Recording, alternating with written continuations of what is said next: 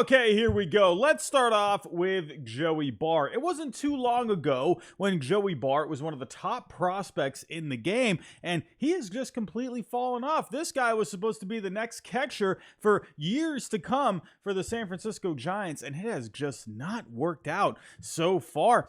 Last year, over 30 games, he barely hit over 200, had a 49 WRC plus, and he's pretty much spent the majority of his career in the minor leagues at this point. Now, he did put up some good numbers, back in 2021, and he's been given a couple of cups of coffee since then. He just hasn't really been able to grasp the bull by the horns, and now Patrick Bailey is the catcher for the San Francisco Giants. And Joey Bart, he's out of options, so I would imagine the Giants could be looking to move him at some point. And there is one team out there that doesn't have a whole lot of catching depth in their system, and that is the Colorado Rockies. And Jaden Hill, who they also drafted not too long ago, he had a pretty rough time in the minor leagues last year, had an ERA near 10, but this was a guy that at LSU not too long ago was pitching extremely well for them. So maybe both could use a change of scenery. Maybe the Giants could do something with Jaden Hill. Maybe Joey Bart get a fresh start with the Colorado Rockies.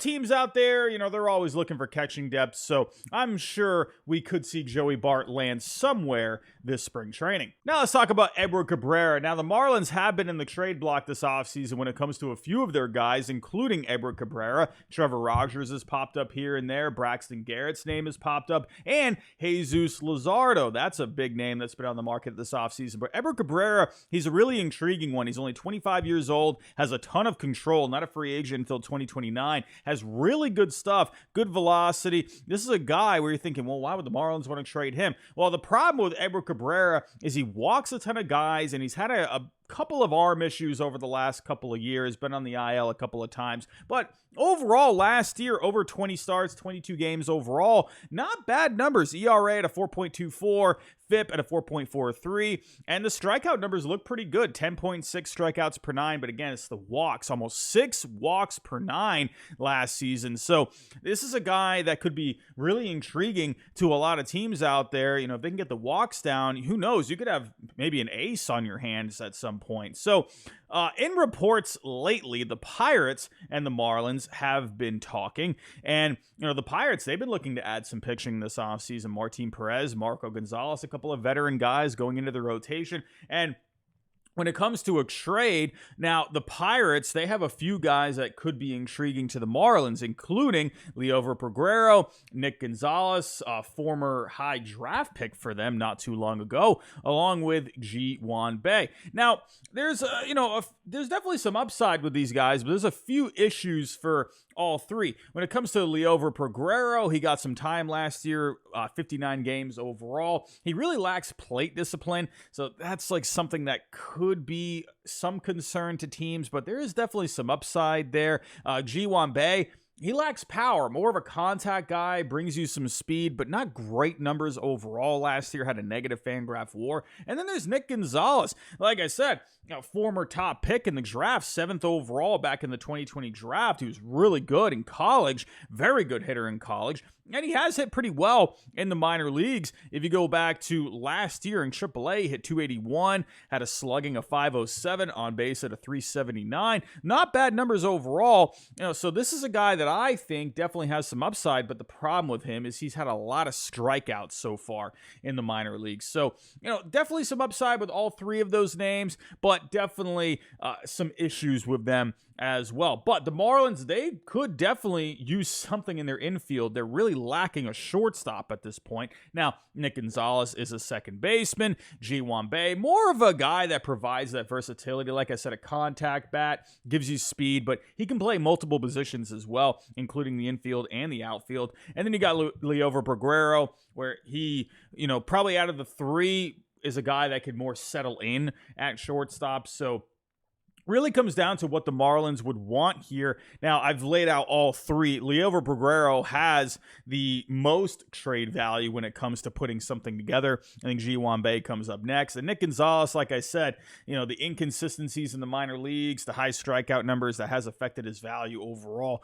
So in my opinion, if you were to do, Liover Peguero, you could, put him with like a, a lower level pitching prospect, like a mid-range pitching prospect to send back. Ji-Wan Bae, same thing. Maybe someone in the 10 to 15 range, maybe even someone in the top 10 to pair with him. Maybe a couple of guys that can go along with him. Or Nick Gonzalez. Maybe you could send back someone like Jared Jones that could go with Nick Gonzalez there. So, Jones and Gonzalez, I think would be a pretty decent pairing they could send back to the Marlins. A guy like Jared Jones, he's been pitching really well. Would the Pirates want to give him up, though, for Edward Cabrera? Not sure. But, let's say this doesn't work out with the Pirates. Edward Cabrera, this is a name that has been popping up all offseason. So be on the lookout for him. And, hey, I think if the Pirates were able to get him, I think that would be a really solid ad for them. Let's stay in the National League and talk about Ha-Seong Kim. He was one of my favorite players last year. This is a fun player to watch last year for Padres fans. Had himself a pretty good season. Hit 260, a 351 on base, slugging a little bit low, 398. But with Ha-Seong Kim, you're not going to be getting a whole ton of power. You're going to be getting a guy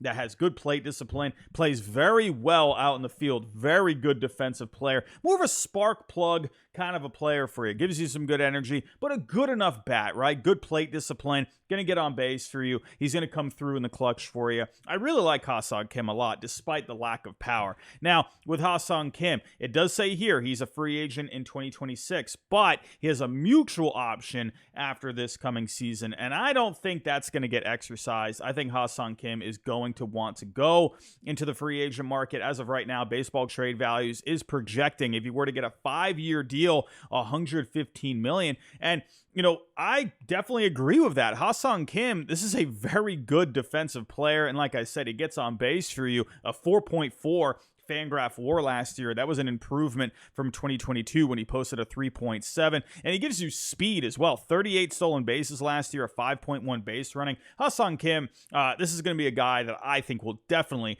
go out into the market. So you're really looking at him for 1 year. And when it comes to teams that need a shortstop or a second baseman, I did mention, obviously, just the Marlins a second ago. Maybe the Marlins could be a fit for Ha-Seong Kim. You got another team out there, like the Blue Jays, possibly. They could use maybe an upgrade in their infield as well. So when it comes to Ha-Seong Kim, though, I think he ends up staying with the Padres. His name has come up in trade rumors. Teams are very interested in trading for Ha-Seong Kim. But one thing with Ha-Seong Kim as well is that you have the Korea series coming up soon. So I don't know. I would imagine the Padres would like to hang on to him for that. That just seems like something, I don't know, just seems to go hand in hand, honestly. In my opinion, I think with the Padres, let's see where they're at the deadline, and maybe you could look at a trade at that point. But I think for Ha-Seong Kim, the fact that, he's making under $10 million and he's giving you a ton of production, I think this is a guy that you would like to hang on to because he brings you a lot of value and you're not paying him all that much. But let's say you were to come up with a couple of trades. Like I said, you got the Marlins here, right? The Marlins, they got a couple of pieces, right? Ha-Seong Kim, only 1 year. Maybe you could send back Tanner Scott, who's also going to be a free agent. That gives the Padres a bullpen piece. And the Padres do need an outfielder. Maybe someone like Brian De La Cruz still has a lot of control, hasn't fully found his way. But this is a guy that, could give you some pop. Maybe the Padres could figure something out with him. Seems like a change of scenery kind of a guy. So maybe you could do something like that. Maybe throw in one more prospect here. And then I mentioned the Blue Jays. The Padres, they could use a little bit more pitching depth. Maybe someone like Yusei Kikuchi could go back to the Padres. Kevin Biggio, that's a piece that I think the Blue Jays could definitely upgrade from, and Kim would give them some really good speed and some plate discipline in their lineup. So Biggio, I think, could be a decent piece to send back to the Padres. And then a pitching prospect in Yasver Zulueta. He does walk a lot of guys, but has some pretty decent stuff. So, maybe something like this could be intriguing for the Padres. But in the end, I think Ha-Seong Kim ends up staying with the Padres. And then we got Willie Adames. I'm going to put him in that same category with Ha-Seong Kim, a guy that can play some good shortstop. And if a team needed a second baseman, maybe you could slide him over there. And like I said, there's not really a whole lot of teams out there that really need a shortstop or a second baseman besides the Marlins, maybe the Blue Jays, right? So I would put Willie Adames pretty much in the same category as Ha-Seong Kim. Will they trade him? I think there's a chance they will. It could be one of those things where maybe, like I said with the Padres, let's see where they're at the deadline, and then maybe you can go from there. Now let's talk a little Kenley Jansen on my Red Sox. You might be wondering, why would the Red Sox want to trade Kenley Jansen, a guy that has over 400 career saves? Yes, Kenley Jansen will go down as one of the better closers of all time. 420 career saves, that is nothing to joke about. But Kenley Jansen, at this point in his career, he's 36 years old, and he only has 1 year of control left. He's going to be getting paid $16 million this coming season. And Kenley Jansen had himself a pretty solid season with the Red Sox last year. 51 games, an ERA of 3.63, FIP right around the same at a 3.66, over 10 strikeouts per 9, a little over 3 walks per 9. Kenley Jansen was very solid last year for the Red Sox, but is he worth $16 million? Well, if you go take a look at his value from the last couple of years, he has only been worth around $8.5 million. So his contract, as of right now, despite only 1 year left, is underwater at this point. And the Red Sox, they, according to reports, there could be, like a budget that they're trying to work with from ownership. So they're trying to clear his salary to be able to try and sign someone like a Jordan Montgomery, maybe Blake Snell, one of those guys. So, and the Red Sox, they have other options in their bullpen as well that maybe they could turn to as their closer. You got guys like Tanner Houck, Garrett Whitlock there. So there are other options you could turn to for the Red Sox. So Kenley Jansen at this point is someone you don't really need. It would be nice to have him, but if you could trade him to help other areas of your team, that makes sense. Now, there's a few teams for Kenley Jansen that could make sense. You could go back to his old team, the LA Dodgers. I mean, they're just putting together a powerhouse team, so maybe you can have a reunion there, shore up the bullpen a little bit. The Phillies, Craig Kimbrell last year in the playoffs didn't quite work out there. So, and the Phillies right now, with Kimbrell going to the Orioles, they don't really have a for sure closer at this point.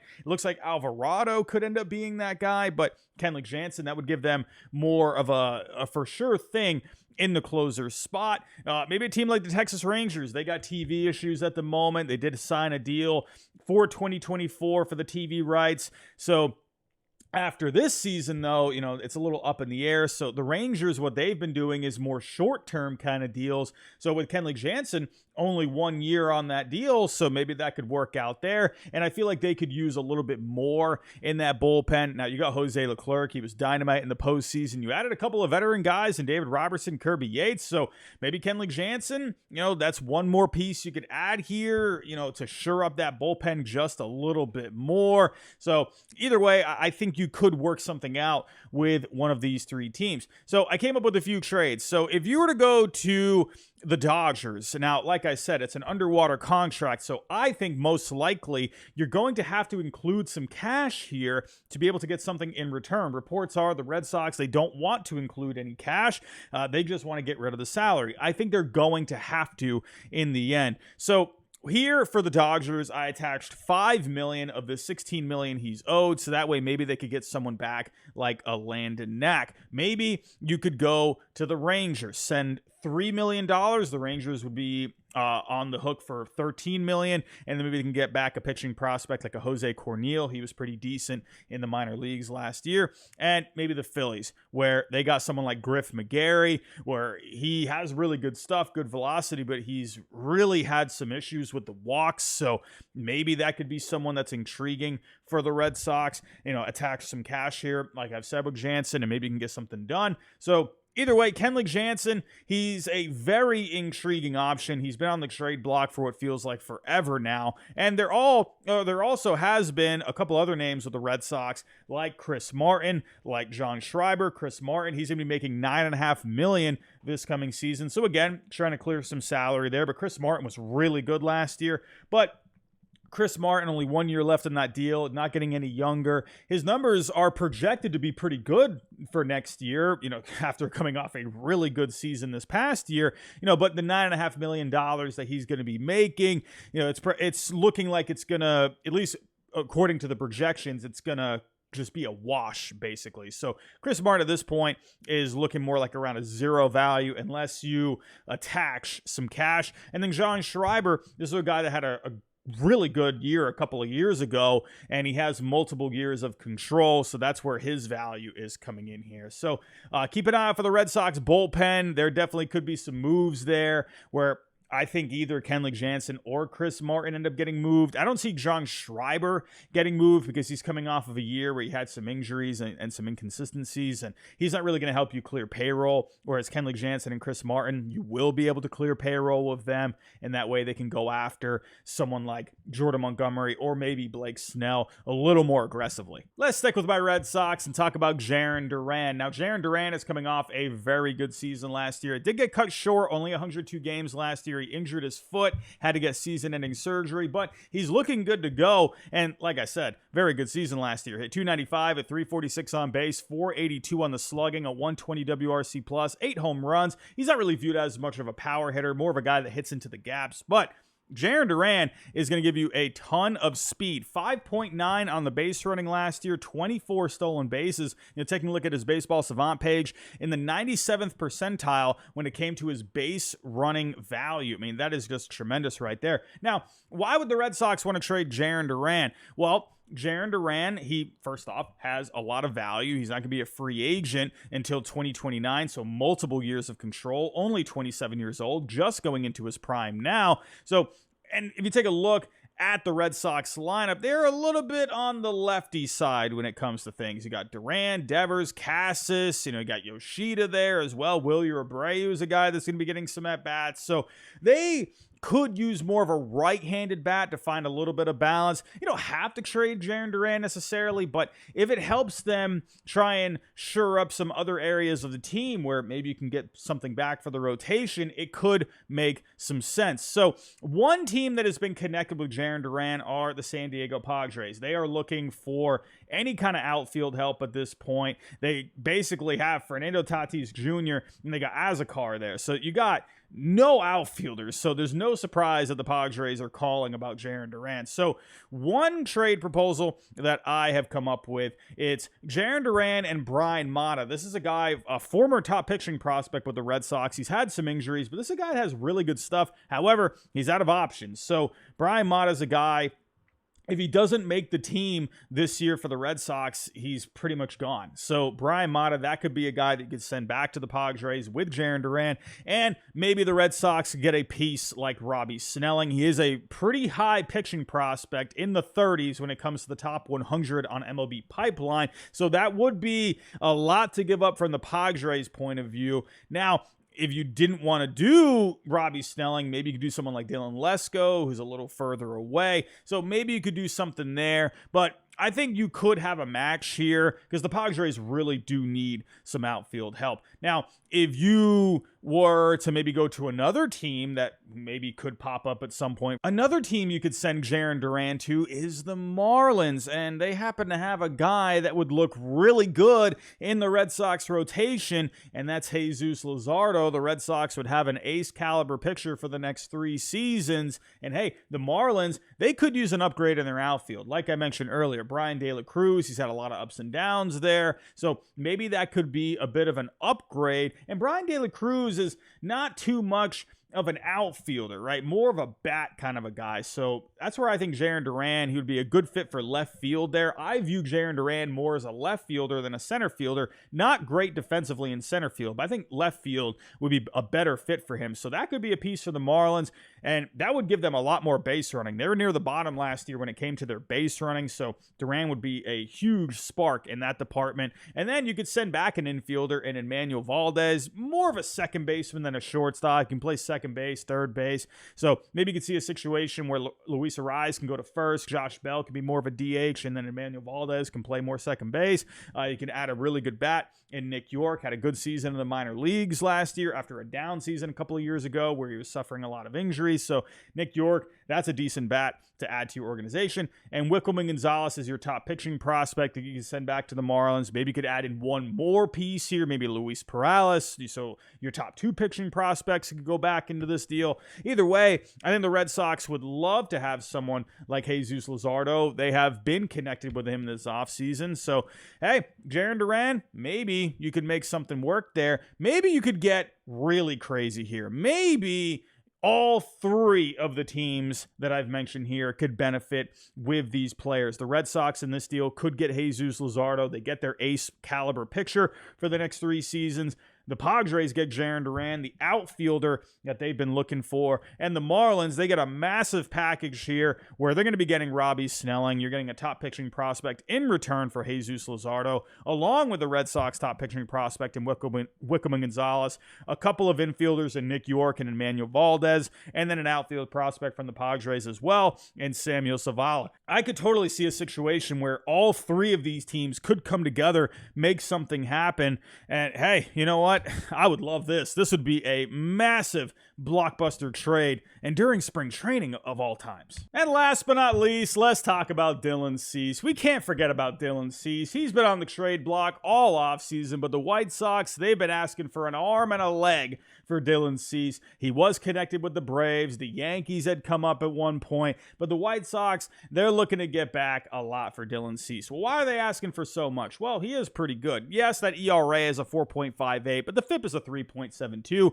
Still has some of the best stuff in the game. Had almost 11 strikeouts per 9 last year. The walks have been ticking up a little bit while the strikeouts have been ticking down a notch. But still, Dylan Cease, this is a guy you would love to have in your rotation. Very good stuff. So, and he's not a free agent for a couple of years. So you're going to have him for 2 years. So I can understand where the White Sox are coming from, where they want to get a pretty decent package for Dylan Cease. So maybe you could turn to a team like the Houston Astros, where reports are recently Justin Verlander, it looks like he's going to be getting pushed back. You know, there's been some stuff going on with the shoulder there. And the Astros, they have been looking to add some starting pitching. Now, if you take a look here, Verlander is not going to be good to go for opening day. You're pretty much looking at a rotation of Framber Valdez, Christian Javier, Hunter Brown, Jose Urquidy, and they've been wanting to add some starting pitching even with Justin Verlander in the fold, because that could maybe move Jose Urquidy to the bullpen.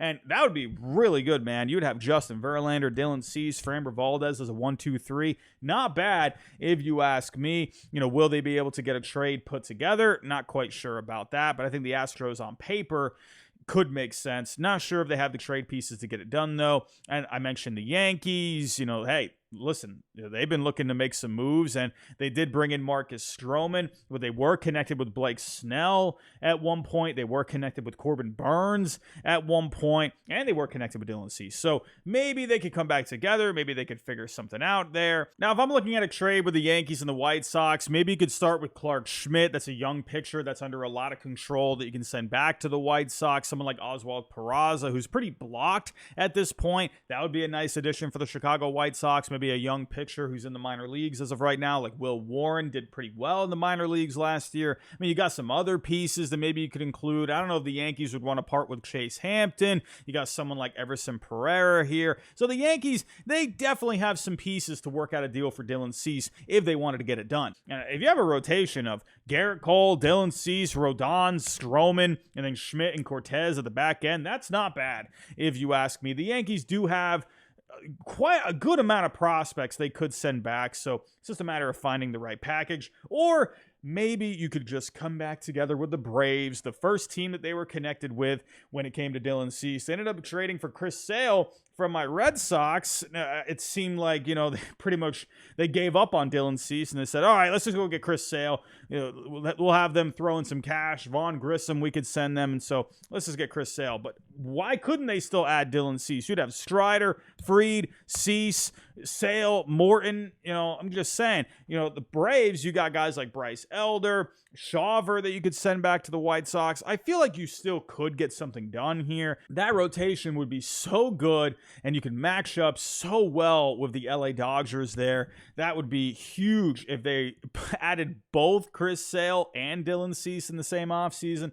I'm not quite sure. But let me know what you think. Do you think Dylan Cease ends up getting moved this spring, or do you think it's going to be more of the trade deadline? Let me know. Tell me what you think about all these other trades that I went through, these other trade candidates. Are there some other trade candidates that I'm missing? Let me know down below in the comments. But that's all I have for right now, everyone. If you can, on the way out, hit that like button for me. Subscribe if you're new, and I'll talk to you next time.